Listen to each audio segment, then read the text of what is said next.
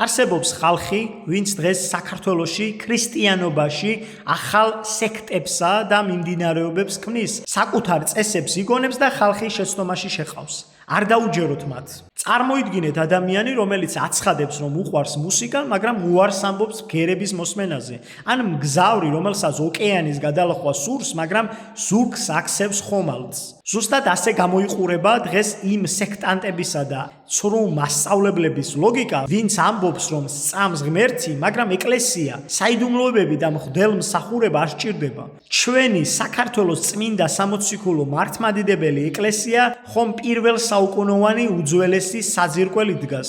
იგი თავად ქრისტეს მოციქულების ანდრია პირველწოდებულის, სვიმეონ კანანელისა და მატათას მიერ არის დაარსებული. და რა მათ ეკლესიები არ ააგეს? საკურთხეველი არ გამართეს და წმინდა საიდუმლოებები არ დააწესეს? მათ პირველივე საუკუნიდან ჩაუყარეს საფუძველი იმ სულიერ კიდობანს, რომელსაც ქართველი ერი დღემდე მივყვებით. ეს დიდი ღვთაებრივი წესრიგი თავად იორდანეს მდინარეზე აღსრულდა. განა ქრისტე თავად არ მოინათლა? დიახ, მან სრულიად უცოდველმა თავმდაბლობის უმაღლესი მაგალითი მოგცა და იოანე ნათლისმცემლისგან მიიღო ნათლობა, რითაც წყლის ბუნება განწმინდა და კაცობრიობის სულიერ აღორძინებას დაუდო საფუძველი. მაგრამ განა რისთვის მივდივართ ჩვენ დღეს უფალთან? რას ვეძებთ ტაძარში? ჩვენ მივდივართ მადლისთვის. მადლი კი არ არის აბსტრაქტული ცნება. იგი არის ღვთაებრივი განწმენდელი ენერგია, რომელიც სწორედ იმ წმინდა საიდუმლოებებშია, რომლებიც ეკლესიის წიაღში აღესრულება. მათ საყურადღებოდ, ვინც სულიერ ცხოვრებას საკუთარი წესებით იგონებს,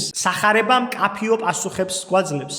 განა ქრისტე თავად არ ლოცულობდა, იგი ღამეებს ათევდა ლოცვაში. განა ქრისტე თავად არ ეზიარებოდა, საიდუმლო სერობაზე მან თავად გატეხა პური, აკურთხა ღვინო, უწოდა მას თავისი ხორცი და სისხლი და მოწაფეებსაც იგივე რამისკენ მოუწოდა.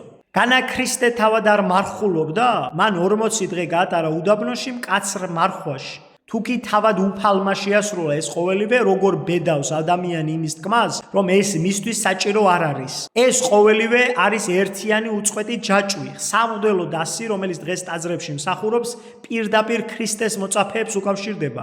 ხელდასხმის მადლი საუკუნეების მანძილზე თაობიდან თაობას გადაეცემოდა. განა მოხდა სადმე წყვეტა? არა, ეკლესიის მადლმოსილება არასდროს გაწყვეტილა. აქ კი მთავარ კითხვამდე მივდივართ. განა მე ან თქვენ ჩვეულებრივ ადამიანებს შეგვიძლია ცოდვების მიტევება უფლის სახელით? რა თქმა უნდა არა, ეს უფლება და მადლი ქრისტემ მხოლოდ თავის მოციქულებს მისცა. ეს ძალაუფლება მხოლოდ მღვდელმსახურებზე გადავიდა მოციქულებრივი მემკვიდრეობით.